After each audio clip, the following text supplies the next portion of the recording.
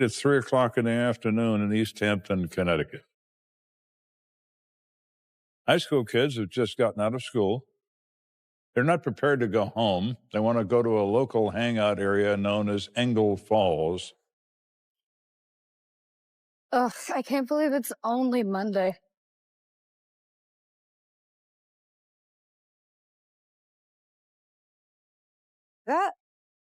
See what is that?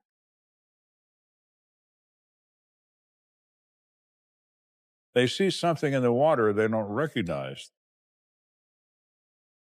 As they get down further and closer to it,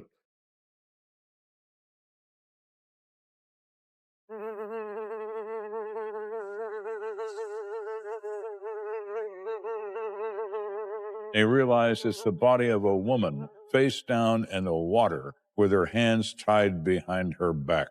Not exactly what you expect to see on your way home from school. I spent my career closing murder cases.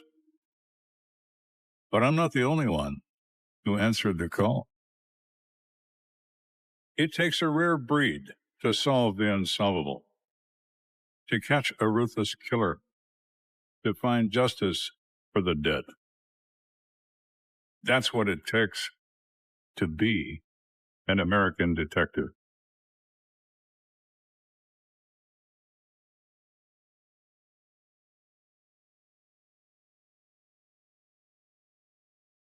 In 1998, I was the investigative sergeant with the East Hampton Police Department. Make sure your little brother doesn't got I was on a day off.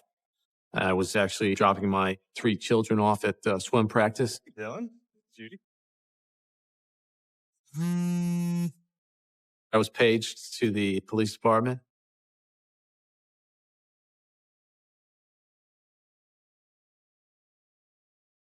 Yeah, this is Kelly.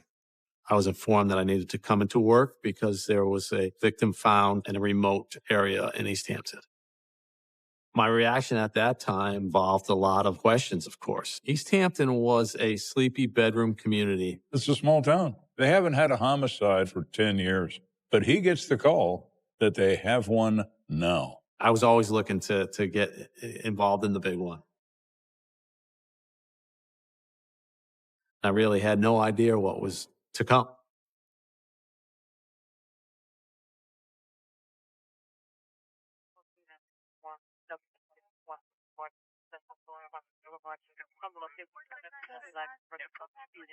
When I arrived, Sergeant Romano was there, as well as patrol officers who had secured the scene. The location where the body was found is a very remote area.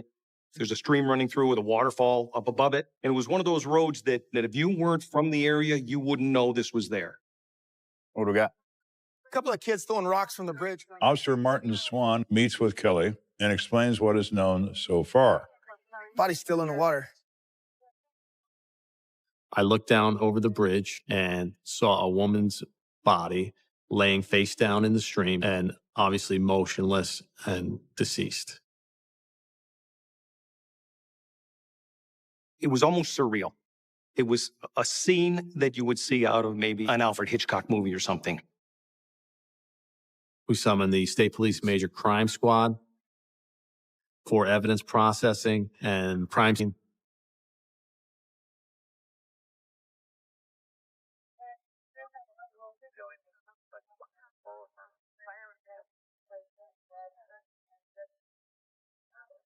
We had found some duct tape that had bound the woman's hands.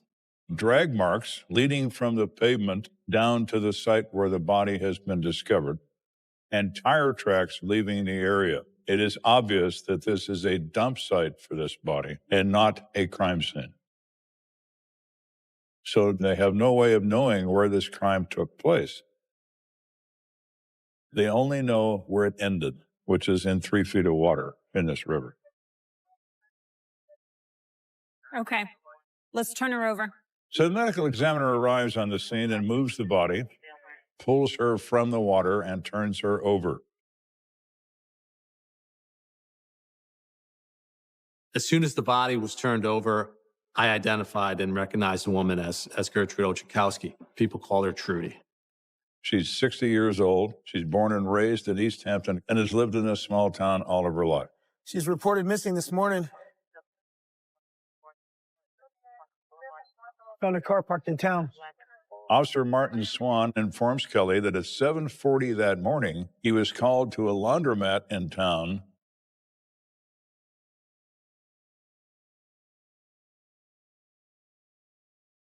regarding a vehicle running containing a frantic little dog. He discovers that car's been there all night. They did a registration check and found out that the car came back registered to Trudy Ochakowski.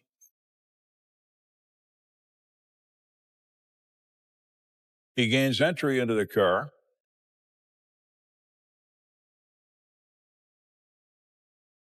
finds the victim's purse that is undisturbed on the front seat. It contains currency, ID, credit cards. No one has been in this purse.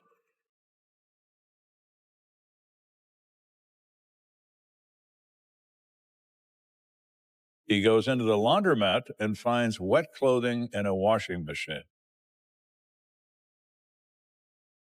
most likely belonging to this victim. Where is she? She would never do that. She would never leave her dog, especially for that extended time. And something's wrong. And now all these officers are standing on a shoreline looking at the result of what that wrong was. I don't think I can tell you much until we conduct an autopsy. Okay. There is no apparent gunshot wounds. There are no stab wounds that they can see in this body. However, the body's been submerged in very cold water, which has a tendency to close openings in the skin. They're only looking at what they can see. Method of death to be determined. If you find anything more, let me know.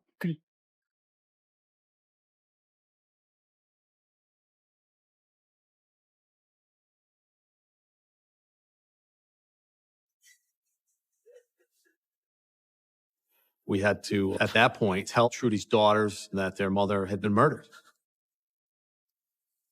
I knew both of the daughters from town, and that was a very emotional and personal thing to be involved in.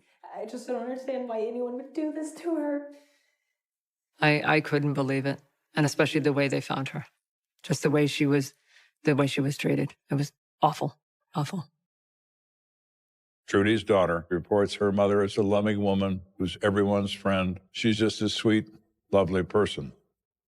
Trudy is just a wonderful, warm, loving person. And she would give you the most amazing hugs that you could possibly imagine. It was just, your whole world was safe when Trudy hugged you. She was employed as a home health aide and worked for a home health care agency. Trudy was a caregiver. She always wanted to do something for someone else and always put herself aside for anyone else. You don't find people like that. You just don't. Who could possibly do this to her? Kelly is charged with finding out who that might be. Did she have a boyfriend? Was she dating anybody? She's been seeing a guy named Ray Brown. She said they had gone out on a date or two, so that was somebody that we needed to obviously interview at that point and try to determine what, if any, involvement he had.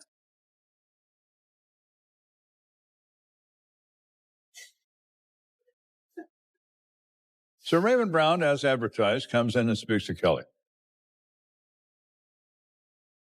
How long have you and Trudy been seeing each other? We just started to get to know each other. He really likes her, but she sees him as a friend and a friend only. Well, Mr. Brown, you may not see it this way, but as a homicide detective, I see you as a potential suspect. So Kelly asked him where he was. Well, I was away for a few days.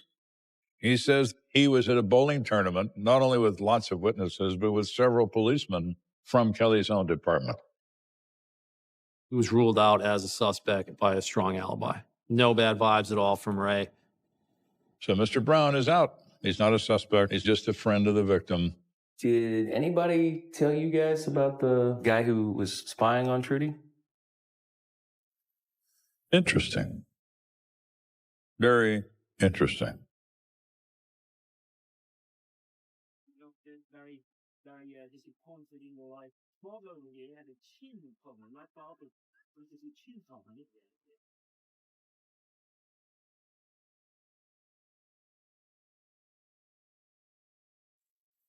She was worried about a man appearing in her window at her apartment.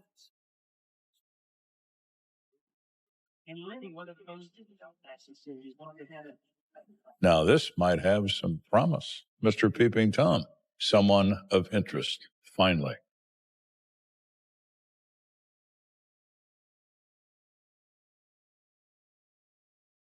So now Kelly knows about the Peeping Tom thing.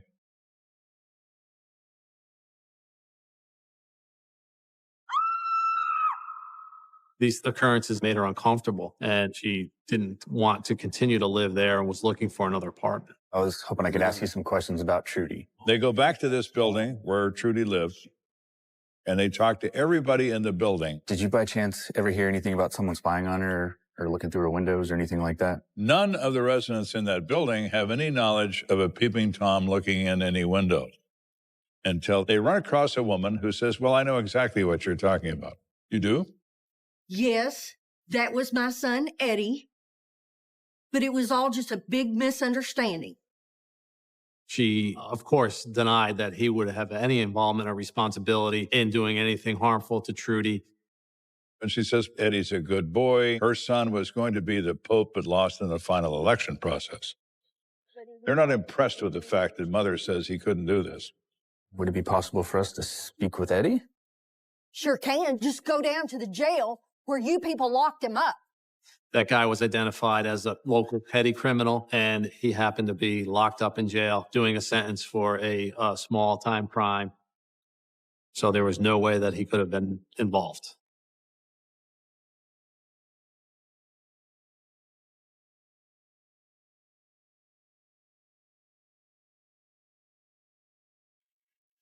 The next day, the medical examiner did an autopsy on the body. Ultimately, you're looking for any other evidence that could be part of that crime. Could there be hair follicles or, maybe scrapings under the nails if there was some type of altercation or struggle that went on? But it was discovered that there was no biological evidence that would indicate any sort of identification of an offender. But the cause of death was determined to be manual strangulation. There were some signs of trauma in certain areas that would be associated with sexual assault, in addition to some bruising indicative of violence to the head and face. So it was a pretty brutal death for Trudy. Let's take a look at her eyes. There is a blue contact lens in the left eye. There is no contact lens in the right eye, so that's missing. What's that? You see that? He finds the backing to a gold earring in her hair, but only the backing. So the earring is missing, which would indicate there's probably another earring missing as well. At least it gives us something to look for. Kelly knows if he can find the missing earring and or the missing colored contact lens, it will lead him to his crime scene. Thank you very much. If you find anything else, let me know. Who could do this? Who could do such a horrific thing? You always have that question of, why? Why would you do something to someone that was so beautiful? Why would you do that? It's a crime that definitely shocked the conscience of the community and made it from this sleepy little bedroom town into now a situation where there was a murderer on the loose. There's an old cliche that people in small towns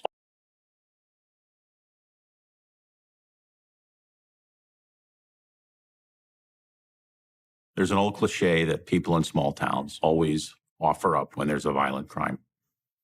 Things like that don't happen here. Unfortunately, things like that do happen in small towns. There are good people who lead their normal lives, but there are also monsters.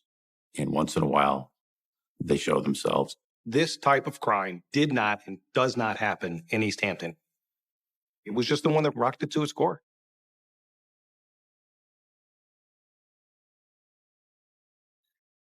Everybody had a tidbit of information. So the tip line, the flow of information from people that wanted to help was just astronomical. So Kelly's going through these lists of anonymous tips, and he runs across one that strikes him.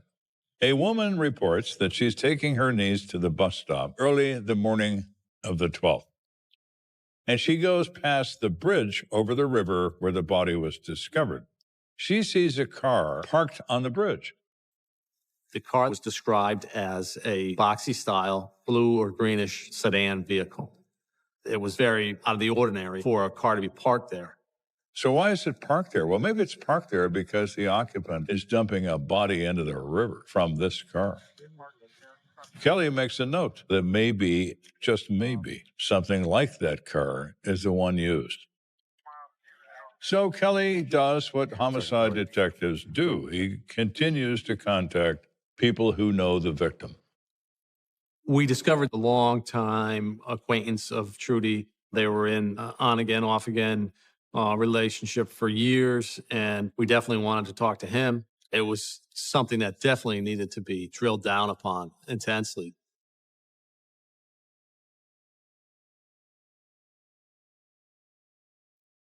Thank you for agreeing to meet with me, Mr. Jameson. We asked him about their relationship, what the status of it was at the time. He explained that he had not spoken with or seen Trudy for about 3 weeks prior to the murder. Was wondering if you recalled where you were the night of the 11th. The ex-boyfriend told us a very troubling account of what he did. Well, actually, I was over by the laundromat. You were? Yeah. He goes on to say the night of the 11th, he's out for a bit and he drives by the laundromat and he sees Trudy's car and it's running in front of the place. Well, we kind of left things on a bad note a few weeks back, and I wanted to set things right. So I waited on her. He waited in a parking lot next door, and he never saw her come out to the car. He walked around for a little while, didn't find her anywhere in the laundromat or elsewhere, and then went home. So you didn't think anything was odd and didn't think to report it? I didn't know it. I don't know. I just didn't think anything about it at the time. You didn't think about it. Now, that's probably one of the worst stories Kelly's ever heard. Is it that bad of a lie? Or maybe he just Harold's a blockhead and he doesn't think anything about an idling car with a barking dog and a woman that can't be found in a town that small. Look, I would never hurt Trudy. I loved her. Harold is very distraught about her death. He was cooperative, and we searched his car with his consent. Didn't have any sign of any sort of struggle or evidence in the car. Everything about Jameson checks out except the world's worst alibi. Kelly doesn't feel like he's the guy, but he can't eliminate him either.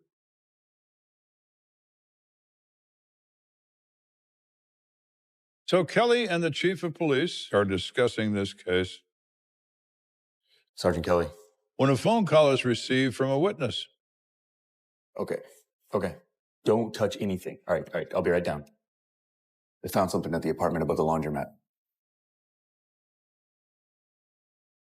A carpenter who was working on renovations in the building, as he was cutting some wood, this earring appeared. He could see it glowing outside of the sawdust. The word travels like wildfire through this town that this woman's been murdered. And he immediately knows that this has got to have something to do with it.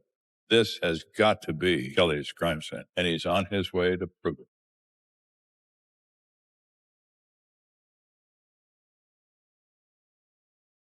Kelly's on his way to the laundromat building where there are apartments under construction on the 3rd floor, where a carpenter has found an earring.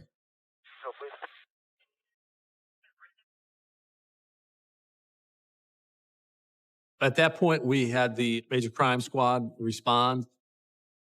They began their scene investigation, and amazingly, one of the crime scene detectives found a contact lens in that room as well. And it's the missing blue-tinted contact lens from the right eye of Trudy. There's no question in anyone's mind that this is a crime scene where Trudy Ochenkowski met her death. The finding of the crime scene indicated to us that it had to be somebody with a good degree of familiarity and access and comfort with the building. The carpenter says only 2 people have a key to this door. Well, there's Frank. Oh, the guy that owns the place. We were quickly able to rule Frank out by solid alibi that he was not there in town in order to be able to commit the crime. The only other guy is the maintenance man, Brian Tuttle. So Frank is out. However, Brian Tuttle is someone he hasn't heard of before. We were not that familiar with Brian personally, but he was from a local family. And certainly with his employment at the building, he clearly had to be considered as a suspect in this. So when Kelly returns to his station, he does a background check on Brian Tuttle. He moves from being a person of interest to being a prime suspect. Chief, you're not going to believe what I found on this Tuttle suspect.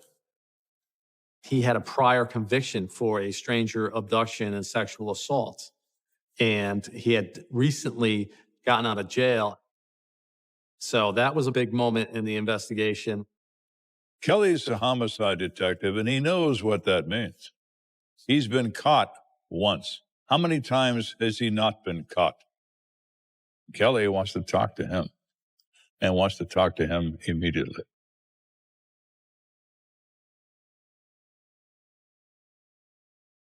He came in willingly, and he had a scratch over his nose from eyebrow to eyebrow. It's a nasty mark you got there. How'd that happen? Work. Something happened at work. So that was also very suspicious to us because it could have been something that the victim did in defense of herself. You mind? Be my guest. Tuttle was very sketchy, very nervous about the fact that we were approaching him. You're looking at this guy and you're like, yeah, this guy's capable. There was something there. This could be the player. You mind telling me why I'm here? Brian, I wanted to ask you about your prior conviction. Tuttle explained his prior conviction as a misunderstanding in which he was drunk and he encountered this woman. Things went wrong. He also explains that he did abuse drugs and alcohol together at one time in his life. Doesn't do drugs anymore, still occasionally drinks. Did you know Trudy Ochenkowski? No. I don't know her. He just kind of rapidly dismissed it. His reaction was odd. It's not a big town. She lived right up the road. There had to be some passing. Can you tell me where you were the night of the 11th? He said that his activities included working in the building during the day and then going to the pizza place across the street. And then he said he went home and went to bed. So his alibi isn't much of one, except for his time in the pizza place. He spent the rest of the evening alone. You drive a car? No, I haven't driven a car in a while. Tuttle claimed that he did not drive because his license was under suspension. If Tuttle is truthful and he doesn't have a car, how would he then be able to dispose of a human body? It would be very, very difficult. As the interview went on and we pressed him more, he finally decided that he did not want to participate in the interview anymore. Now, Mr. Tuttle is still a suspect in this crime. There's a lot of things about him that are really, really interesting. They are circumstantial only and don't rise to the level of keeping him under arrest. I want to get somebody from evidence in here. I want to keep that. We kept those cigarette butts that he had smoked and secured them as evidence for possible use in the future. It's 1998. DNA is not well known. It's not even widely used. Kelly is a very smart guy, and he is well aware of the fact that science advances, science changes, and he knows that maybe someday those cigarette butts are going to mean something. Brian Tuttle presents himself as a prime suspect. Now it's time to look into him very carefully. So the first place to start is with the regulars in a laundromat. I was wondering if you all knew anyone by the name of Brian Tuttle. Yeah, I sure do. What you want to know about him? He finds almost at once that Tuttle is lying to him. They all say that Tuttle knows Trudy. They've seen him talk to her on many occasions. We had witnesses who told us that he'd had a prior conversation with her right in the area of the apartment building. Again, you come back to it's a small town. People talk and everybody knows everybody's business. Trudy was interested in relocating from the apartment building that she lived in and had a conversation with Tuttle about that. And Tuttle declined that he even knew who the victim was. Anytime you interview somebody, you're looking for the first lie. Because if you lie to me, I'm talking to the right person.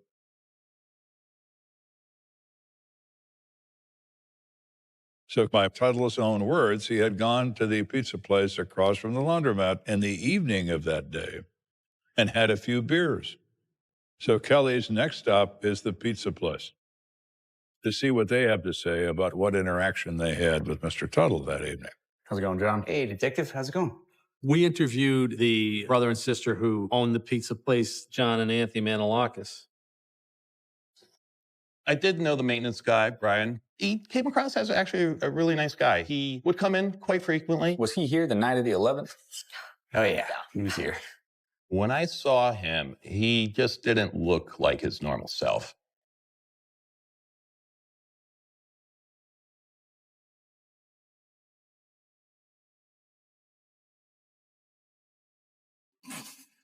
The biggest thing I remember were his eyes. They were just so red, so glossy. They described him as being depressed and definitely under the influence.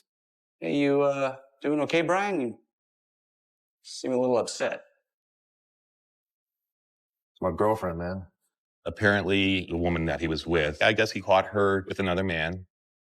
He said he could not handle that. And he got really, really upset and had this argument with her. It was very ugly. And he started drinking, and he's been drinking all day. So my sister came out and she sat down with him. And apparently he was asking her to go to this local bowling alley down the street there.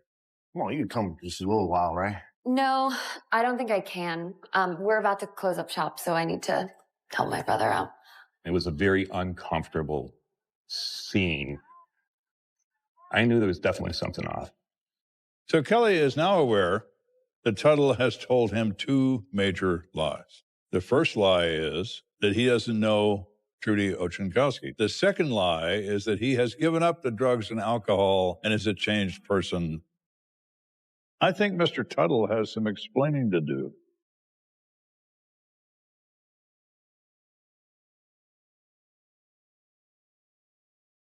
So now Kelly brings Tuttle back in for a second interview to confront him about these problems with his statements. We know you knew Trudy. We've got people that saw you converse with her. No. We confronted Tuttle with his many, many lies. At that point, he still claimed that he did not know Trudy. Tuttle says, I don't know her. I never did know her, but he does admit to having fallen off the wagon. And it's because he's so distraught over his cheating ex-girlfriend being with another man. What's your girlfriend's name? Denise. Denise what? Look, man, are we done here? Tuttle was emotional and distraught and was putting on a whole scene like he couldn't believe that he was being blamed for this. I'm done with all this. I'm going home. He was just kind of dismissive of everything. And at that point, we still didn't have sufficient physical evidence for an arrest. But Mr. Tuttle is digging his own grave every time Kelly talks to him. Now, the most important thing that happens in this second interview is that he's able to obtain the name of this girlfriend. This is, according to Tuttle, the cheating ex-girlfriend that has driven him to drink and drugs. That's significant.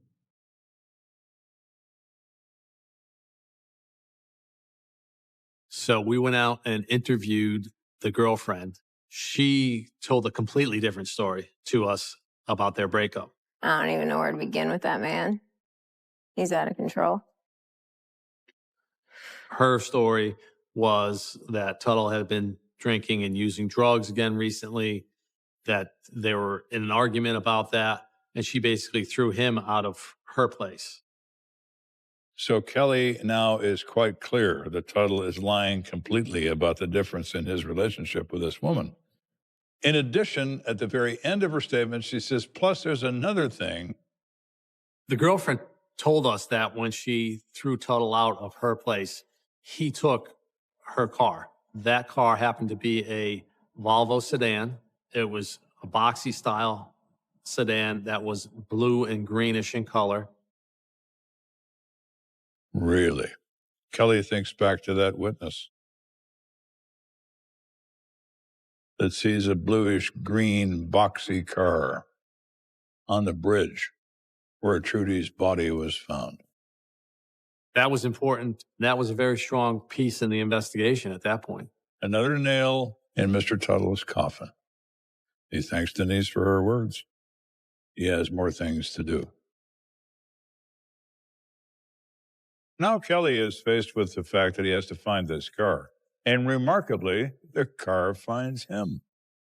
A guy named Jeremy Hartley calls the police station, claiming to be the cousin of one Brian Tuttle. How you doing, Mr. Hartley? I hear you have something that might interest me. Sure do. Jeremy explains that he has a blue-green Volvo parked in his yard. The cousin reported that Tuttle had asked him to take the car up to a remote area of town and to park it in a very specific spot. Hartley tells Kelly he just had a bad feeling and he decided to bring the car to the police. It's another big gotcha moment in the case, because we suspect that this car was used in the transportation of the deceased. So we then seize that car. We're hoping to find some biological or trace evidence in that car that would link the victim to the car. Kelly calls in a CSI tech team. They go over the car very carefully. They find what they believe is a body fluid stain. They remove that seat cover and have it sent into the state laboratory for analysis. Waiting for the results from the forensic lab is a long and painstaking process. It's frustrating. They have to do things very meticulously, and it takes time. And finally, after weeks of waiting, the results come in from the state laboratory. Sergeant Kelly. Kelly is informed that the samples from the car match the victim in this offense. So it ties Ochenkowski to the specific car as a method of transportation of her remains. But there's no evidence to support the presence of a second person, meaning a suspect. The state police laboratory claimed that they were unable to get any DNA readings or what they call amplification. We were hoping for evidence connecting Tuttle and Trudy in a biological sense, and we didn't get that. We can say that Tuttle had access to the car, but we did not have any type of evidence that Tuttle was in that car. So now Kelly is left with a case where he is convinced that Brian Tuttle is a rapist and a murderer, but he's unable to prove this beyond a reasonable doubt in a courtroom. We got one shot. If the jury throws it out and says not guilty, we can't come back at him. All circumstances pointed to him. There just wasn't enough to get an arrest and a conviction. So Kelly does what all homicide detectives do. He waits. It is agonizing. It is horrible, but it is often necessary. Patience is a requirement. Kelly has it because he needs it.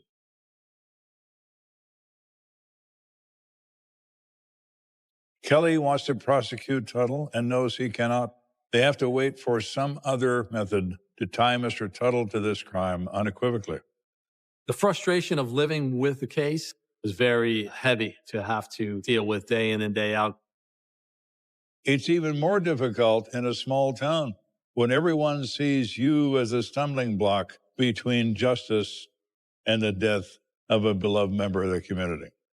You see these people at church, you see them in a grocery store, you see them all the time, and you see the look they give you, the look of blame, the look of guilt. It was difficult to face the daughters. There was a lot of things that I could not tell them because it had to be kept confidential.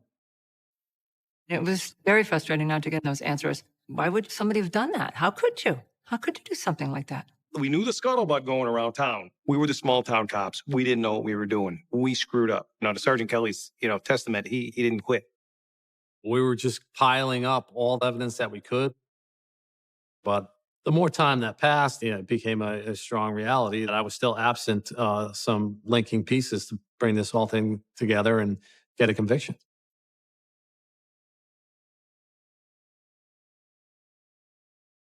So the matter goes cold.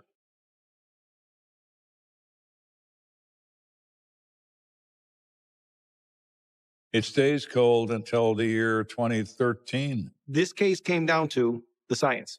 Technology had advanced in a rapid way, and the lab was able to identify DNA in this biological material that was in the car. They're able to draw semen from the body fluid stains, which they then apply to the cigarette butts that Kelly was so clever to keep when he first talked to Tuttle, and finds a direct match to Brian Tuttle. There were strong matches from the cigarette butts to Tuttle's contribution to the DNA in the car. We had them at this point. The numbers were so astronomically through the ceiling that we had them. So the arrest warrant signed, and now we have to locate Tuttle.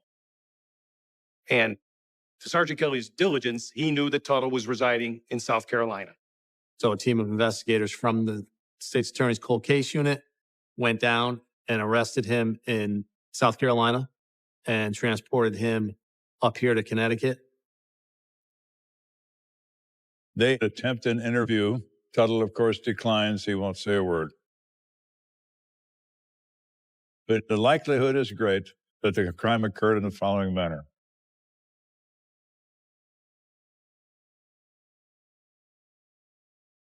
He walked out of that pizza restaurant drunk, high, after being turned down and rejected.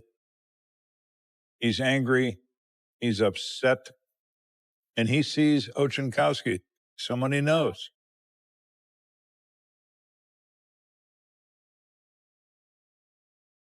One must keep in mind that sexual assault is not a crime of sexual gratification. It's a crime of the punishment of women. Mr. Tuttle is currently hating women. He is angry, and he needs to hurt someone. And he selects Ochenkowski. Hey, Trudy. Hey, Brian. Hey, did you want to check out the empty apartment upstairs I was telling you about? I've got the dog in the car. Oh, it'll only take a minute. Okay. I'll take a peek real quick. Yeah, come on. So lured her up into this apartment building. Trudy went with him innocently enough. You know, she didn't feel threatened by him. She had no idea she was placing herself in that type of danger. Once they got up into the apartment, When are they going to be finished with this place? he attacked her brutally. He rapes her. He strangles her.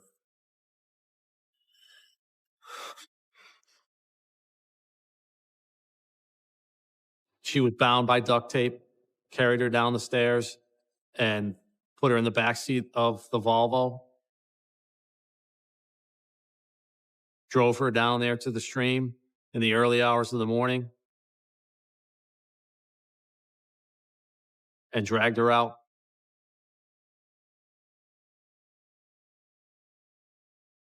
And threw her into the stream.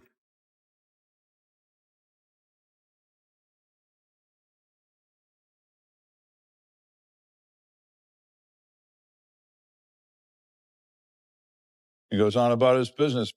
And for 16 years, he gets away with it until the evidence catches up to him. Brian Tuttle was formally charged with murder and presented before a judge at the Superior Court in Middletown. I was shocked at his appearance.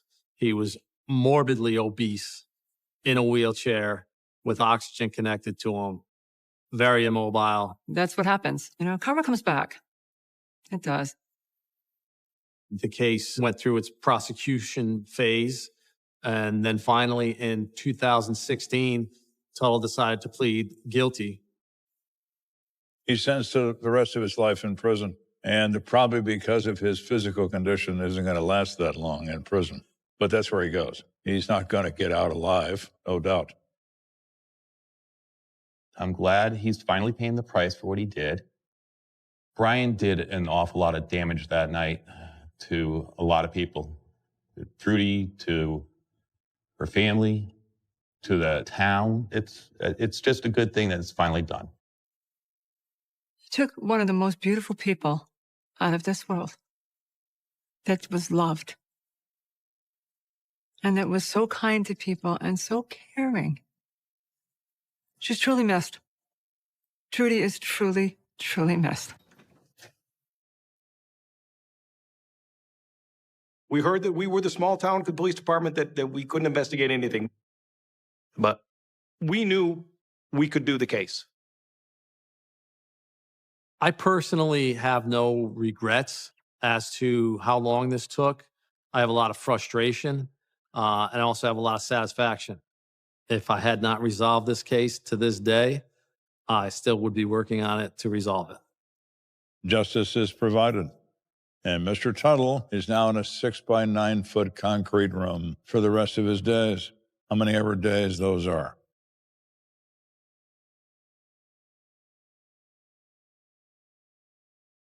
The Silence of Anglais Falls, a novel of justice and time. Prologue, The Ripples of Monday. The water at Angle Falls didn't roar, it whispered. It was a cold, rhythmic sound that usually meant peace for the residents of East Hampton, Connecticut. But on this particular Monday in 1998, the rhythm was broken. 3 o'clock in the afternoon was the golden hour for the local teenagers.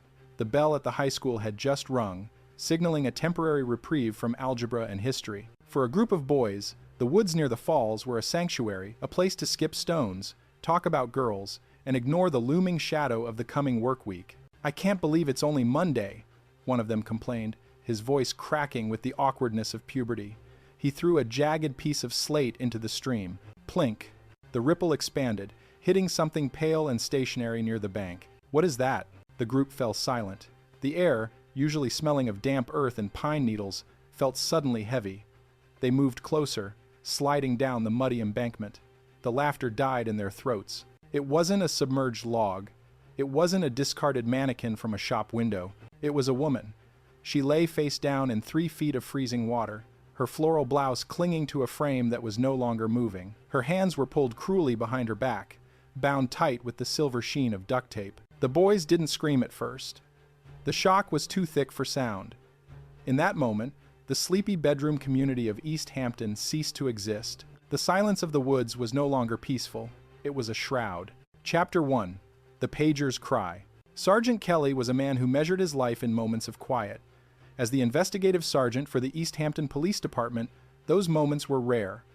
But today was his day off. The sun was hitting the windshield of his station wagon just right as he pulled into the parking lot of the local community pool. In the back seat, his 3 children were a whirlwind of towels, goggles, and pre-swim practice excitement.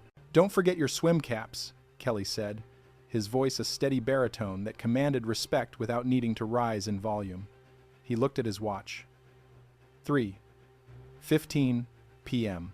He had plans for a quiet evening, perhaps a slow dinner with his wife, and a glass of bourbon after the kids were in bed. Then, the pager on his belt clipped to life. Beep, beep, beep. It was a sound that had the power to sever a man from his family in an instant. Kelly looked at the digital display, the precinct number, followed by a code he hadn't seen used in this town for over a decade. "Dad, are you coming in to watch us?" his youngest daughter asked, her hand on the door handle.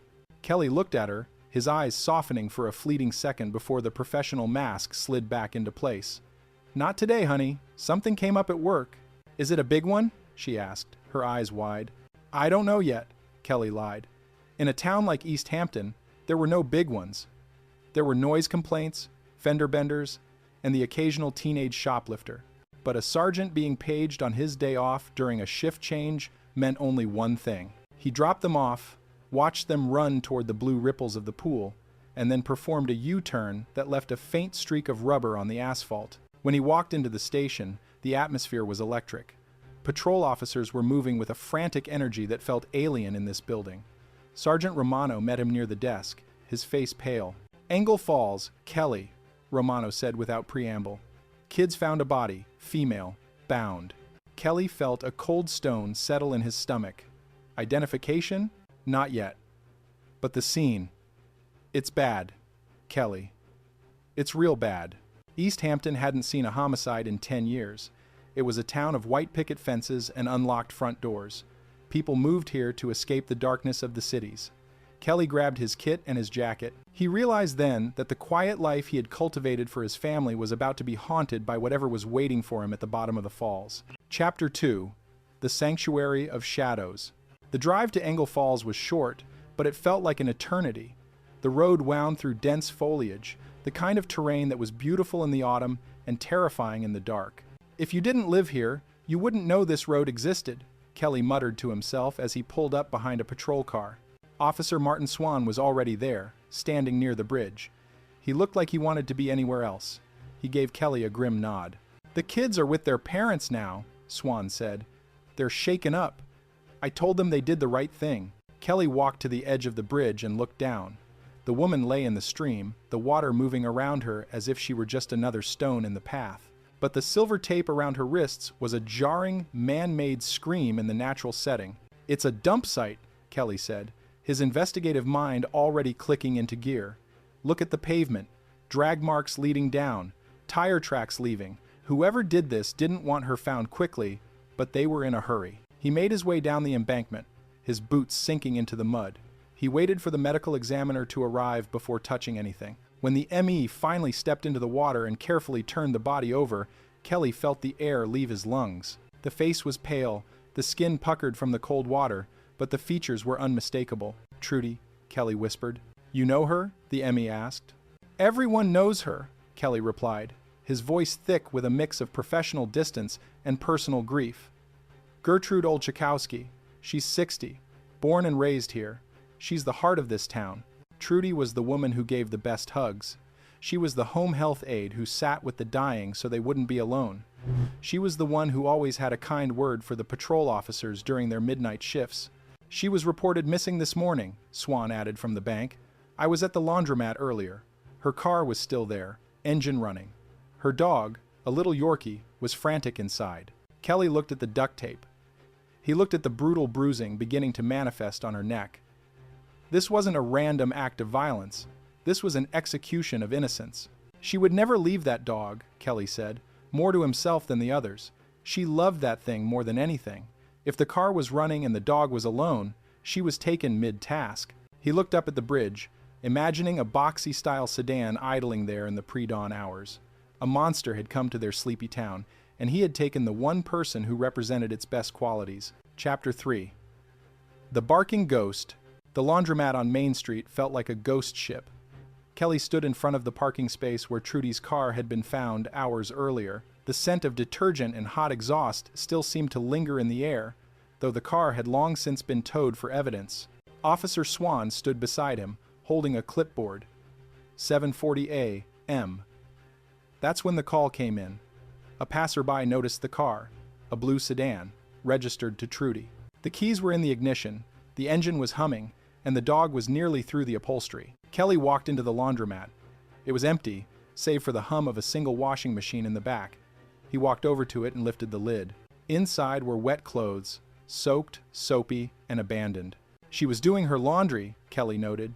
She started the wash, went out to her car for something, or was lured out and never came back to move them to the dryer. He looked at the front seat of Trudy's purse through the window of his mind. The purse was undisturbed, right? "Everything was there, Sarge," Swan confirmed. "Money, ID, credit cards. It wasn't a robbery." "No," Kelly said darkly. "If it's not money, it's power, or it's something darker." He walked through the building. The laundromat was on the ground floor. Above it were apartments, some occupied, some under renovation. He looked up at the third-floor windows. They were dark, shrouded in the dust of construction. "Who has access to the upstairs?" Kelly asked. "Owner, a few tenants, and the maintenance staff," Swan said. "It's a small list." Kelly's pager went off again. The autopsy was starting. He needed to be there. He needed to see the damage the monster had done. Chapter 4. The Echoes of a Life. The morgue was a sterile contrast to the mud and water of Engle Falls. Kelly stood in the corner, his notebook open. He watched as the medical examiner began the grim task of documenting Trudy's final moments. Manual strangulation, the ME said, his voice clinical. High level of violence. There are signs of a struggle. Bruising on the face, the head. She didn't go quietly. DNA? Kelly asked. We're looking. Under the nails. Hair follicles. But the water, the cold water, did us no favors. It closes the pores, washes away the traces. But look at this. The ME pointed to Trudy's right eye. She wears colored contacts. Blue. There's one in the left eye. The right one is missing. Kelly leaned in. Missing? Could it have fallen out in the stream? Possible. But look at her hair. The ME held up a small, shimmering object with a pair of tweezers. A gold earring backing. Just the backing. The earring itself is gone, and the other earring is missing entirely. Kelly made a note. Missing 1 blue contact lens, 2 gold earrings. These are our breadcrumbs, Kelly said. If we find where those fell, we find where she died. The ME paused, his expression softening. She was sexually assaulted, Sergeant, brutally. Kelly closed his eyes for a second. The rage was a cold, sharp thing in his chest. Trudy was a caregiver. She had spent her life looking after others. To think of her final moments being filled with that kind of terror was almost too much to bear. I need to tell the daughters, Kelly said. It was the hardest part of the job. He knew them. He had seen them at the grocery store, at town events. He drove to the older daughter's house, his hands gripping the steering wheel so hard his knuckles turned white. When he told them, the sound that came out of them wasn't a cry, it was a shattering. Why? They asked through tears. She was everyone's friend. She gave the best hugs, Sergeant. You know that. Your whole world was safe when Trudy hugged you. Kelly nodded, unable to find words. He promised them justice. It was a heavy promise to make in a town that didn't know how to handle murder. Chapter 5. The Usual Suspects and the Unusual Alibi. The first name on the list was Ray Brown. He was the new guy. He had been seeing Trudy for a few weeks. In a homicide investigation, the boyfriend is always the first stop on the map. Ray came into the station willingly. He looked devastated, his eyes red-rimmed. I really liked her, he told Kelly. But she saw me as a friend. Just a friend. We'd gone out once or twice. Where were you last night, Ray? Kelly asked, his voice neutral. I was at a bowling tournament. Out of town? Kelly waited for the lie. Usually, there was a hesitation, a shift in the eyes. I was with a group, Ray continued. Actually, a few of your guys were there, officers from the night shift. Kelly checked. It was true. Ray Brown had the perfect alibi. He was surrounded by police officers miles away when Trudy was being taken. The next lead was more sinister. A peeping Tom. Trudy had mentioned to a neighbor that she felt watched. A man appearing at her window. A shadow in the periphery of her life. I know who you're talking about. A woman in Trudy's building told Kelly. That's my son, Eddie. But he's a good boy. It was a misunderstanding. Kelly sighed. Where is Eddie now? In jail, the woman said defiantly. Where you people locked him up 3 weeks ago for that shoplifting thing. Another dead end. The investigation was stalling. The town was beginning to whisper. The small-town cops were in over their heads, the gossip said. They were the stumbling blocks between a killer and the noose. Kelly ignored the noise. He went back to the laundromat. He went back to the 3rd floor. He met a carpenter who was working on the renovations. The man was covered in sawdust, a circular saw resting on a sawhorse. Find anything unusual? Kelly asked. The carpenter paused. He reached into his pocket and pulled out a small, glittering object. I was cutting wood over there. This popped out of the sawdust. Looked like a piece of gold. It was a gold earring. Kelly's heart hammered against his ribs. He called in the state police major crime squad. They moved through the room with toothbrushes and magnifying glasses. An hour later, a detective stood up from a corner near the baseboard. In his hand was a small, translucent disc, a blue-tinted contact lens. We found it, Kelly whispered. This is it. This is where she died. The room was empty, save for the dust and the tools. It was a room that required a key, a room that required familiarity. Who has the keys to this floor? Kelly asked the owner. Just me, the owner said. And the maintenance man, what's his name? Brian Tuttle. Chapter 6. The Man with the Scratched Nose. Brian Tuttle didn't look like a monster. He looked like a man who had been chewed up by life and spat out. He was local, from a family everyone knew, but he had a shadow following him. When Kelly ran his background, the shadow turned into a storm. Prior conviction: kidnapping and sexual assault. He had recently been released from prison. "Bring him in," Kelly ordered. Tuttle walked into the interview room with a slouch. He was nervous, his hands twitching, but it was his face that caught Kelly's attention. A long, thin scratch ran from his eyebrow down across the bridge of his nose. It was fresh, scabbed over, but recent. "That's a nasty mark, Brian," Kelly said, sitting across from him. "How'd you get it?" "Work," Tuttle muttered. "Slipped with a tool." "Which tool?" "Just a tool." Kelly leaned forward. "Did you know Trudy Oljakowski?" "No," Tuttle said quickly. Too quickly. "Never met her." "That's funny," Kelly said, pulling out a stack of statements. "Because half the people at the laundromat say they've seen you talking to her. They say she was asking you about moving into one of the new apartments upstairs." Tuttle's eyes darted to the door. "People talk. They don't know nothing. Where were you Monday morning?" "At 4 a.m.? At home. Sleeping. I don't drive anyway. License is suspended." Kelly watched him. Tuttle was a liar, but was he a killer? He was sketchy, aggressive, and clearly hiding something. But in 1998, suspicion wasn't enough to hold a man. "You mind if I keep these?" Kelly asked, pointing to the pack of cigarettes Tuttle had been smoking. "Whatever," Tuttle spat. Kelly bagged the cigarette butts. He knew that DNA was a developing science. It wasn't the magic bullet it would one day become, but he had a feeling. He had a gut instinct that these small pieces of paper and saliva would be more important than any confession he could squeeze out of the man today. Chapter 7: The Bluish-Green Ghost.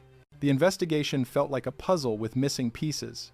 Kelly had the crime scene, he had a prime suspect with a history of violence and a fresh scratch on his face. But he lacked the how. How did a man who supposedly didn't drive move a body from a third-floor apartment to a remote waterfall miles away? A tip came in. An anonymous caller. "I was taking my niece to the bus stop early Monday," the woman said. "I saw a car parked on the bridge at Engel Falls. It was weird. Nobody parks there." "Describe the car," Kelly said. "Boxy, blue or maybe greenish. A sedan." Kelly went to see Tuttle's girlfriend, Denise. He found her in a trailer on the edge of town. She looked exhausted. "Brian? He's a mess," she said. "He's been drinking again, using drugs. I kicked him out Sunday night." "Did he take anything of yours?" Kelly asked. Denise looked down at her hands. "He took my car. He didn't have permission, but he took it anyway." "What kind of car do you drive, Denise?" "A Volvo," she said. "An old boxy one. Blue-green." Kelly felt the chill again. Every lie Tuttle told was being stripped away. He didn't know Trudy? Lie. He didn't drive? Lie. He was at home sleeping? Lie. Kelly found the car. It was parked in the yard of Tuttle's cousin. When the forensics team went over it, they found a stain on the back seat. "It's biological," the tech told Kelly. "Most likely a body fluid." Kelly waited. He sent the samples to the state lab. He waited for weeks, his heart in his throat every time the phone rang. When the call finally came, it was a blow to the gut. "We matched the stain to the victim," the lab tech said. "Trudy was in that car. No doubt about it." "And Tuttle?" Kelly asked. "Do you have his DNA in there?" "No. We can't get a reading. The technology isn't there yet, Sergeant. We can't amplify the sample enough to tie a second person to it. We have the victim, but we don't have the killer." Kelly stared at the wall of his office. He had the car. He had the scene. He had the motive. A man fueled by rejection and rage, wanting to punish a woman who represented everything he could never have. But he didn't have enough for a conviction. "If we go now and lose, he walks forever," the district attorney told him. "We need more, Kelly." Chapter 8. The Long Winter. The case went cold. Weeks turned into months. Months turned into years. East Hampton tried to move on, but the shadow of Trudy's murder hung over Main Street like a persistent fog. Kelly saw her daughters at the store. He saw the questions in their eyes. Why? How could he still be free? He saw Brian Tuttle, too. The man stayed in the area for a while, a walking ghost of a crime he thought he had escaped. He grew older, heavier, but the arrogance never left him. Kelly never threw away the file. He never threw away the cigarette butts. He watched the news. He watched as science evolved. He watched as the term DNA profiling became a standard part of the lexicon. He waited. Chapter 9. The Resurrection, 2013. 15 years later, the world had changed. Pagers were museum pieces. The kids Kelly had dropped off at the pool were grown adults with lives of their own. But Trudy was still dead, and her killer was still breathing. Kelly, now older, his hair graying at the temples, walked into the state lab. He wasn't there as a sergeant anymore. He was there as a man looking for a debt to be paid. "Try it again," he told the technicians. "The samples from the Volvo, and the cigarette butts from 1,998. This time, the machines didn't fail. The technology that didn't exist when Trudy died was now capable of seeing what the human eye and 1,990 science could not. They found the semen in the car. They extracted the DNA from the saliva on the cigarette butts. It was a match, a 1 in a billion match. "We got him," Kelly whispered in the quiet of the lab. 15 years, Trudy, but we got him." Chapter 10. The Final Reckoning. Brian Tuttle was arrested in South Carolina. He wasn't the man he used to be. He was morbidly obese, confined to a wheelchair, hooked up to an oxygen tank. Time and his own vices had done what the law had been unable to do for over a decade. He didn't confess. He didn't need to. The science spoke for him. In 2016, he pleaded guilty. Kelly sat in the courtroom, watching as the man who had shattered the peace of East Hampton was wheeled away to spend the rest of his life in a 6-by-9-foot concrete room. He walked out of the courthouse and looked up at the sky. He thought of Trudy. He thought of the hug he would never get, but the justice he had finally delivered. The silence of Engle Falls was finally peaceful again. Epilogue. Justice is not always swift. Sometimes it is a slow, grinding machine that requires a man like Sergeant Kelly to keep the gears oiled for 15 years. East Hampton remains a sleepy bedroom community. The high school kids still go to the falls, but they know the story. They know that in this town, innocence has a protector, and they know that even after 15 years, the ripples of a Monday afternoon will eventually reach the shore. The echo of Engle Falls. Prologue. The Monday Curse. The air in East Hampton, Connecticut, always felt a little heavier in late October. It was the kind of damp, clinging chill that seeped through the floorboards of the old Victorian houses and settled in the marrow of your bones. To the outside world, East Hampton was a sleepy bedroom community, a phrase the real estate agents loved and the local teenagers loathed. It was a town of quiet routines, the hum of the washing machines at the local laundromat, the smell of burnt yeast from the bakery on Main Street, and the rhythmic ticking of the clocks in the town hall. For 10 years, the only thing that died in East Hampton was old age or the occasional stray deer on Route 16. But Monday, the 11th of October 1998, held a different frequency. At 3 o'clock, the high school doors swung open like a pressure valve releasing. A swarm of teenagers spilled out, their breaths forming faint ghosts in the autumn air. They weren't ready for the silence of their homes or the weight of homework. They needed somewhere where the town's watchful eyes couldn't reach. They needed Engle Falls. "I'm telling you, this week is already cursed," Jason muttered, kicking a loose stone as he and his friends hiked down the winding path toward the stream. The sound of the waterfall grew louder, a steady, white noise roar that usually offered a sense of peace. "It's just Monday, Jace. Don't be a drama queen," Sarah replied, though she tightened her grip on her backpack.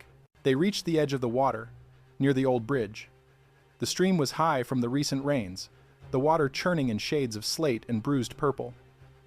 Jason stopped mid-sentence. He picked up a jagged piece of granite to skim across the surface, but his arm froze.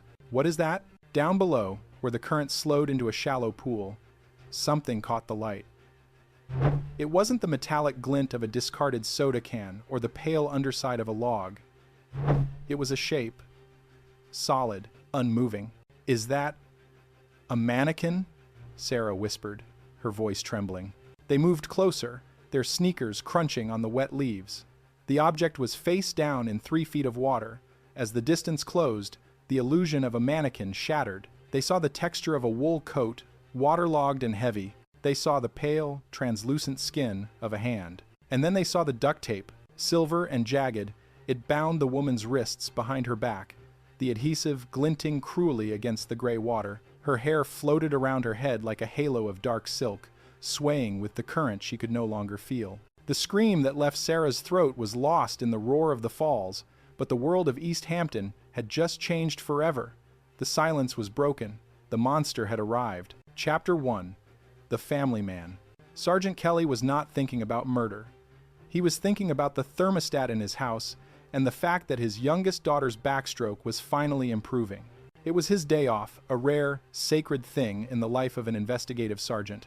He sat in his car outside the community pool, watching the rhythmic splashing of limbs through the steamed-up windows. His 3 children were his anchor, the reason he could look into the abyss of his job every day and not lose his way. The pager on his belt erupted with a violent vibration. Kelly looked at the small LCD screen.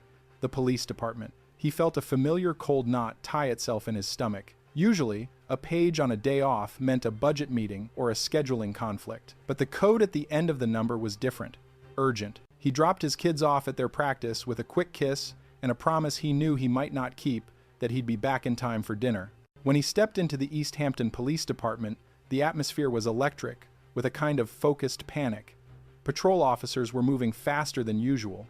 The air smelled of stale coffee and adrenaline. "Sarge, glad you're here." Officer Martin Swan met him at the door. His face was unusually pale. "We've got a situation at Engle Falls." "What kind of situation, Marty?" "A body, female, tied up." Kelly stopped. He felt the weight of the 10-year piece crumbling. "A homicide?" "Looks like it. Some kids found her on their way home from school." Kelly grabbed his jacket. "Who else is on it?" "Sergeant Romano is already securing the scene. The State Police Major Crime Squad has been summoned. But Sarge, this one feels local. It's right in our backyard." As Kelly drove toward Engle Falls, he watched the familiar landmarks of his town pass by. The white steeple of the church, the general store, the rows of tidy houses with their pumpkins on the porches. It felt like a betrayal. Murder was something that happened in the news, in the gritty streets of Hartford or New Haven. It didn't happen here, among the trees and the quiet neighbors. But as he pulled up to the bridge, the yellow crime scene tape fluttering in the wind told a different story. Chapter 2. The Lady in the Water. The location was hauntingly beautiful. The waterfall cascaded over mossy rocks, feeding into a stream that wound through a dense canopy of hemlock and oak. If you weren't from East Hampton, you wouldn't even know this road existed. It was a secret place. "Watch your step, Sarge," Romano said, meeting him at the edge of the pavement. "We've got drag marks. Looks like whoever did this brought her down from the road." Kelly looked at the ground. Faint grooves in the dirt led toward the water. Nearby, he saw the impression of tire tracks, deep, boxy treads that suggested a heavier vehicle or a specific type of sedan. "She's still in the water," Romano continued, waiting for the medical examiner to give the word. Kelly walked down to the shoreline. He stood there for a long moment, looking at the woman. Even face down, even bound and discarded like trash, there was a dignity to her. She wasn't a girl, she was older. A woman who had lived a life, who had people who likely expected her home for tea or a phone call. The medical examiner arrived, a clinical man who moved with practiced efficiency. He stepped into the cold water, his boots splashing, and began the grim task of retrieval. "Okay, let's turn her over," the M.E. grunted. As they pulled her from the silt and turned her toward the fading afternoon sun, a collective gasp went up from the officers on the bank. Kelly felt a jolt of recognition that hit him like a physical blow. "I know her," he whispered. "Who is she, Sarge?" "Gertrude Oljikowski. Everyone calls her Trudy." Trudy. She was 60 years old, a fixture of the community. She was the woman who worked as a home health aide, the one who walked her little dog through town every morning, the one who gave hugs that felt like a warm blanket on a cold day. She had lived in East Hampton her entire life. She was the soul of the town. "She was reported missing this morning," Officer Swan added, his voice low. "We found her car parked at the laundromat. Engine was still running.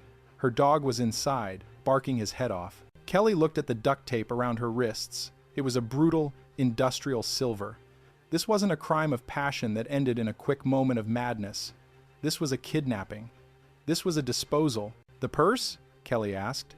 Undisturbed on the front seat of the car. Cash, ID, credit cards, all there. It wasn't a robbery. Kelly knelt by the body. The water had been freezing, preserving her skin in a pale, marble-like state. There were no visible gunshot wounds, no obvious stabs, but there were bruises, dark, angry blossoms on her neck and face.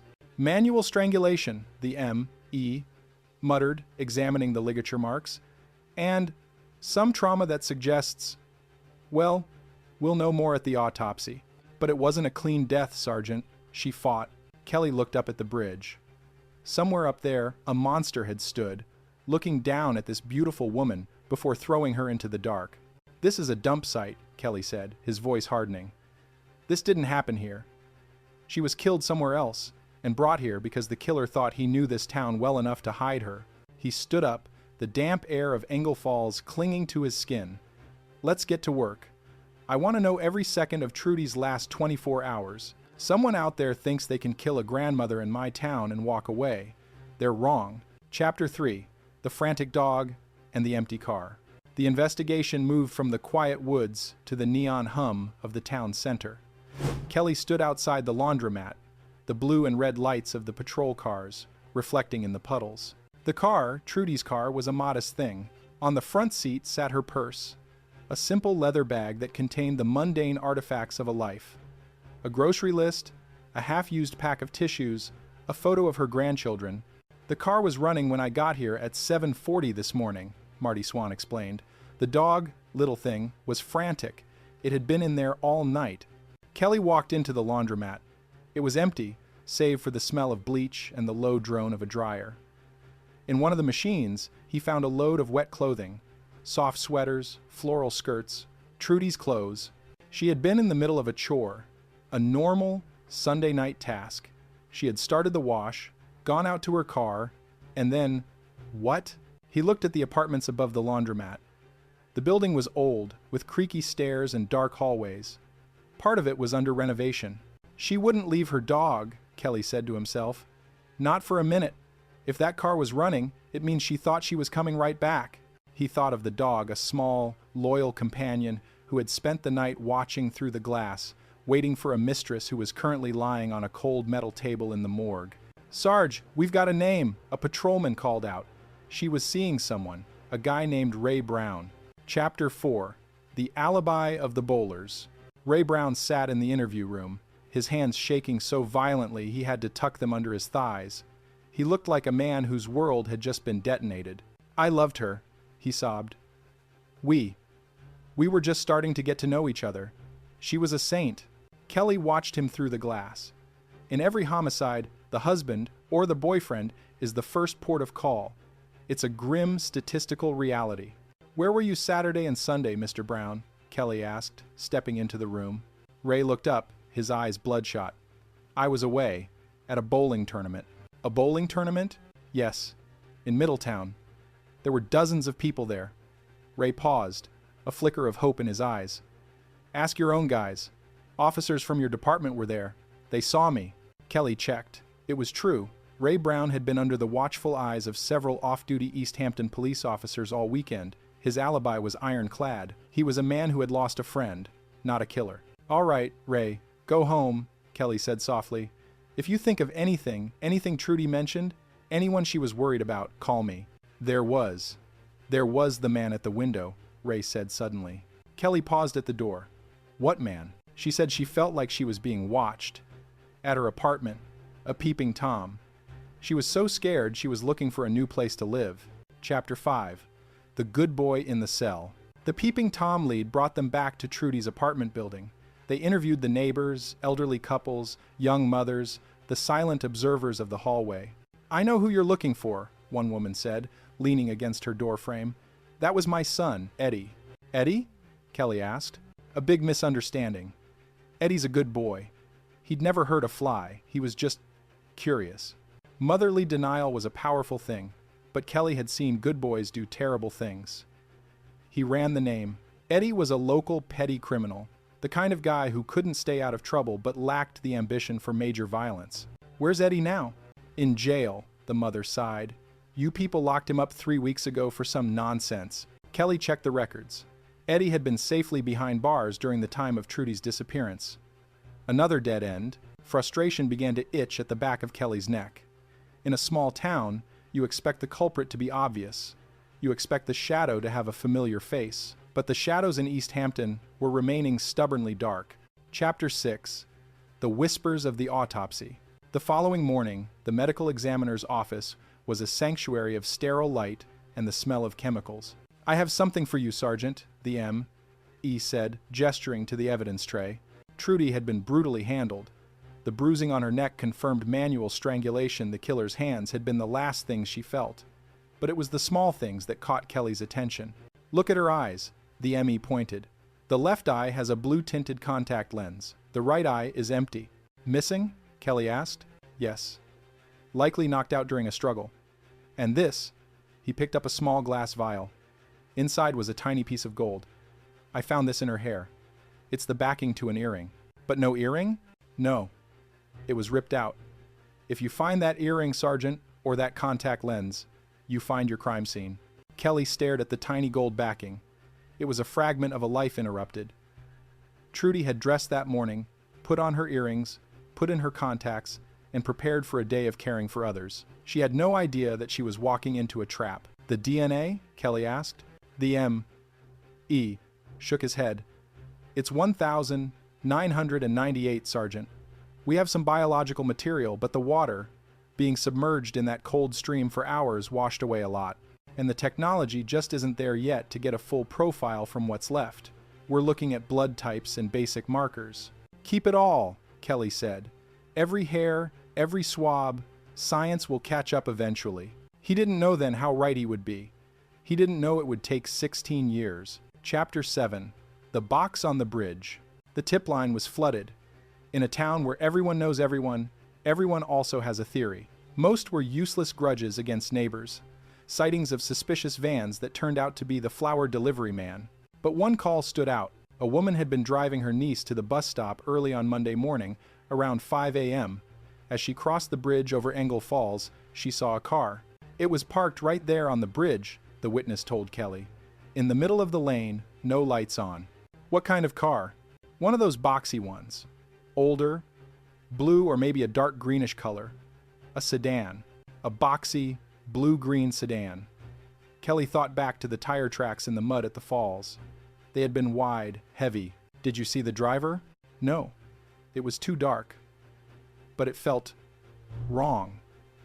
Nobody parks there at 5 in the morning unless they're up to no good. Kelly began a mental map of every blue-green sedan in East Hampton. It was a long list, but it was a start. He was looking for a ghost in a boxy car. Chapter 8. The Ghost of the Laundromat. The investigation returned to the laundromat. It was the ground zero of the disappearance. Sarge! You need to see this! Marty Swan shouted from the 3rd floor of the building. The 3rd floor was a skeleton of wood and dust. It was under renovation, the air thick with the smell of sawdust and old insulation. A carpenter stood there, his face ashen, holding something in a gloved hand. I was cutting wood over there, the carpenter said, pointing to a corner near a stack of plywood. The sun hit something in the sawdust. I thought it was a screw. He held out his hand. In the center of his palm was a gold earring, small, delicate, with a floral design. Kelly felt a chill. Does it have a backing? No, sir. Just the earring. Minutes later, a technician from the major crime squad let out a low whistle. He was on his hands and knees in the center of the room, shining a forensic light across the floorboards. Got something.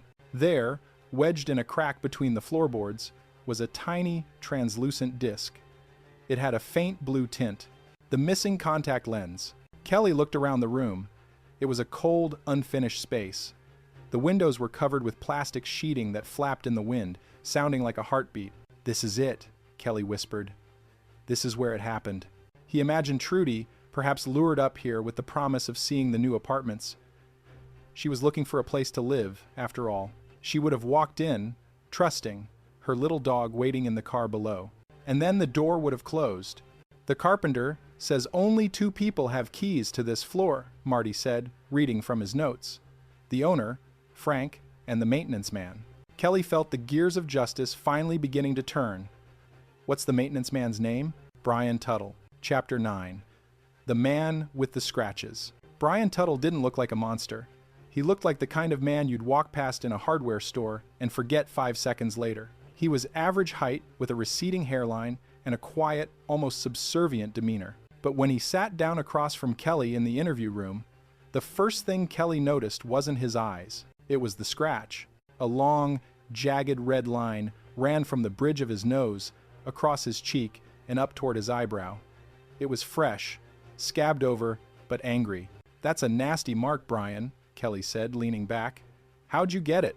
Tuttle shifted in his chair. At work. Hit myself with a piece of trim. You know how it is, renovating those old buildings. I bet. Busy work, isn't it? Especially on Sunday nights. Tuttle's eyes flickered. I wasn't working Sunday night. No? Where were you? At the pizza place across the street. Had a few beers. Then I went home and went to bed. Kelly nodded. Do you know Trudy Olchakowski? No, Tuttle said quickly. Too quickly. Never met her. That's strange, Brian. Because we've talked to the regulars at the laundromat. They say they've seen you talking to her. They say you were the one showing her the apartments. Tuttle's face remained a mask, but a small muscle in his jaw twitched. Maybe I saw her around. I don't remember every face. Kelly leaned in closer. We found her earring in your work zone, Brian. And her contact lens. Right where you were cutting wood. Tuttle didn't flinch. Lots of people go up there. I can't help what falls on the floor. Kelly stood up. He felt a wave of pure, cold intuition. This was the man. The way he sat, the way he lied with such practiced ease, it was the behavior of someone who had done this before. He went to the records room. He didn't just want Tuttle's address, he wanted his soul. When the file came back, Kelly's blood turned to ice.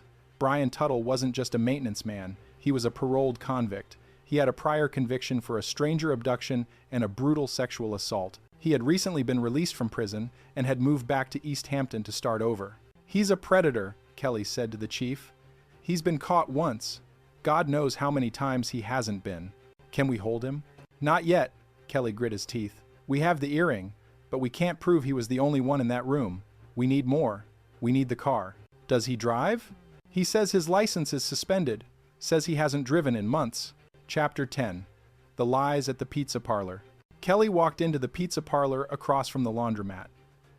The smell of oregano and melting cheese usually made him hungry, but today it felt cloying. John, Anthony, Kelly greeted the brothers who ran the place. Tell me about Brian Tuttle. He was here Sunday night? John, the older brother, wiped his hands on his apron. Yeah, he was here, but Sarge, he wasn't himself. How so? His eyes, Anthony chimed in.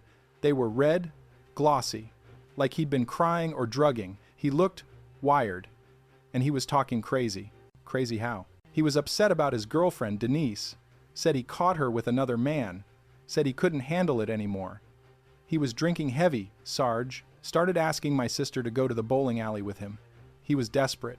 Scary desperate. Kelly made a note. Tuttle had lied again. He told Kelly he was clean, but the witnesses saw a man spiraling into a drug and alcohol-fueled rage. A man who had just been rejected by one woman and was looking for a target for his anger. And then Trudy had pulled up in her car. Trudy.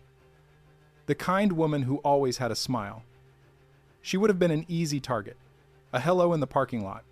An invitation to see the apartment one last time before the new tenants looked at it. She wouldn't have seen the monster behind the maintenance man's smile. Chapter 11. The Blue-Green Volvo. The search for the car led Kelly to a small house on the outskirts of town. Denise, Tuttle's ex-girlfriend, lived there. She was a woman who looked like she'd spent a lifetime being disappointed by men. Brian? He's a loser, she spat when Kelly asked about him. He's back on the booze, back on the pills. I kicked him out last week. Did he take anything when he left? Denise nodded toward the empty driveway. He took my car. He won't give it back. What kind of car, Denise? A Volvo sedan, she said. Old, boxy. It's that ugly blue-green color. Why? Kelly felt the hair on his arm stand up. The witness on the bridge, the tire tracks, the boxy car. Where is it now? I don't know. He called me from his cousin's place, I think. The cousin, Jeremy Hartley, didn't wait for Kelly to find him. He called the station that afternoon. Sarge, you need to come get this car out of my yard, Hartley said, his voice trembling. Brian brought it here. He told me to hide it, told me to take it to the woods and leave it. I had a bad feeling. When Kelly arrived at Hartley's property, the Volvo was sitting under a tarp. It was exactly as described, a bluish-green box, a metal coffin on wheels. The major crime squad descended on the vehicle. They moved with surgical precision, vacuuming the carpets, swabbing the handles. Sarge, look here. In the back seat, hidden under the edge of the upholstery, was a dark stain. It was faint, but under the ultraviolet light, It glowed with a sickening brilliance. Biological fluid, the tech said. We'll send it to the lab. Kelly stood by the car, looking at the back seat.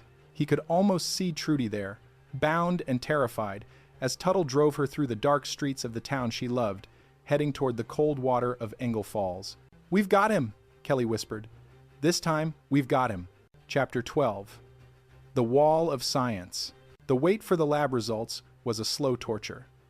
In 1998, DNA testing was a fledgling science, a miracle that happened in weeks and months, not minutes. Kelly visited Trudy's daughters every week.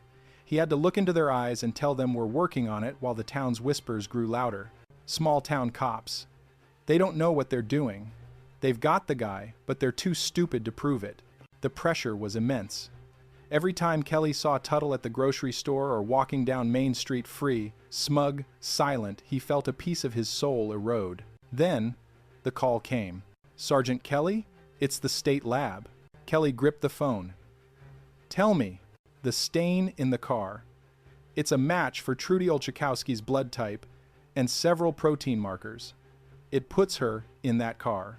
"And Tuttle?" There was a pause on the other end. "That's the problem, Sergeant. We can't link him to the biological material. We have his DNA from the cigarette butts you seized, but the samples from the car are too degraded. There isn't enough for a definitive match. It's circumstantial. A good lawyer could say he just borrowed the car and someone else used it." Kelly felt the air leave his lungs. "You're saying it's not enough for an arrest warrant?" "The state's attorney says no. Not without a direct link. Without that, he walks." Kelly slammed the phone down. He looked at the file on his desk.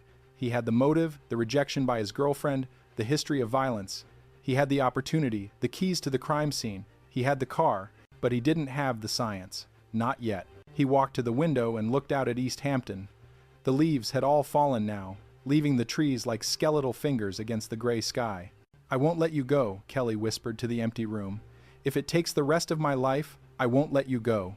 He took the cigarette butts Tuttle had smoked during his interview, the ones Kelly had carefully bagged and labeled, and placed them in a secure evidence locker. "One day," he promised, "one day, these will hang you." To be continued. The Silence of Anglais Falls. Author, Gemini. Based on true events in East Hampton, CT, genre crime thriller, police procedural. Date, 1998 to 2016. Prologue, the Monday that wasn't. The water at Engel Falls didn't rush. It whispered. It was a dark, tannic ribbon cutting through the granite and moss of East Hampton, Connecticut, a place where time usually moved as slowly as the stream itself. It was May 1998.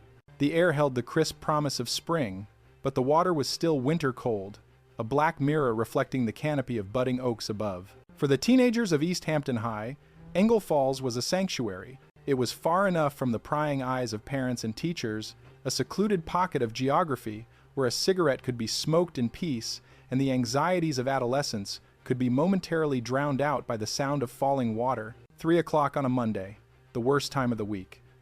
The freedom of the weekend was a fading memory, and the drudgery of the school week stretched out ahead like a sentence. A group of boys, backpacks slung over one shoulder, navigated the familiar dirt path leading down to the water's edge. They were loud, their voices cracking with laughter and bravado, skipping rocks and shoving each other. "Man, I can't believe we have a test tomorrow," one of them groaned, kicking a loose stone into the brush. "Forget the test," another replied, stopping at the edge of the old stone bridge that spanned the gorge. "Look at the water level. It's high." They leaned over the railing, staring down into the abyss. The falls churned below, frothing white against the rocks before settling into the deep, dark pool downstream. "Hey," one boy said, his voice dropping an octave. "What is that?" Silence descended on the group. The playful energy evaporated, replaced by a cold, creeping dread. They followed his finger. Down there, caught in the eddy of the stream, something pale broke the surface of the dark water. It bobbed rhythmically, unnaturally. It wasn't a log. It wasn't a discarded tire. "Is that a mannequin?" someone whispered, hoping against hope. They scrambled down the embankment, the loose shale sliding under their sneakers. As they got closer, the shape resolved itself. The horrifying details emerged from the gloom. It was human. A woman, face down, Her clothes were dark and heavy with water, clinging to a form that was terribly, undeniably still. Her hands were not visible, they were bound behind her back. The wind rustled the trees, a sound that suddenly seemed deafening.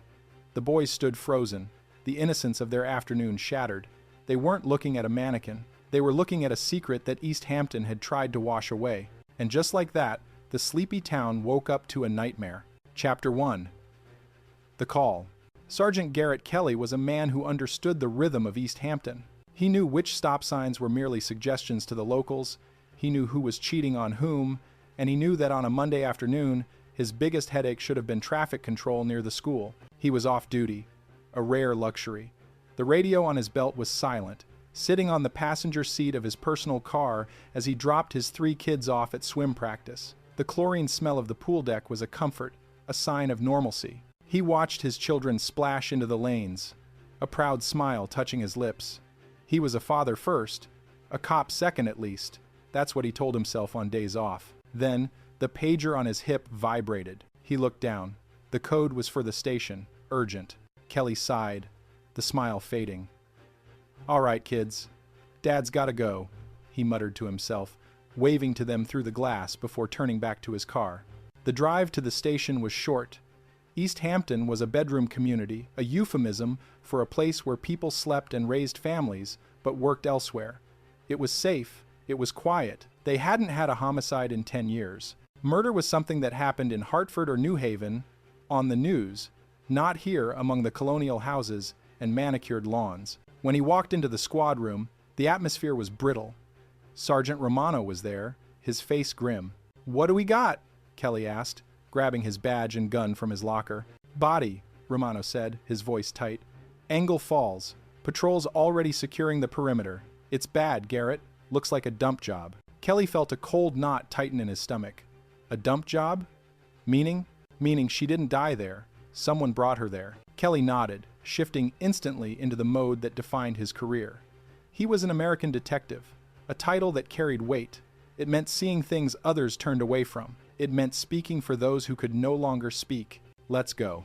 The scene at Engle Falls was surreal.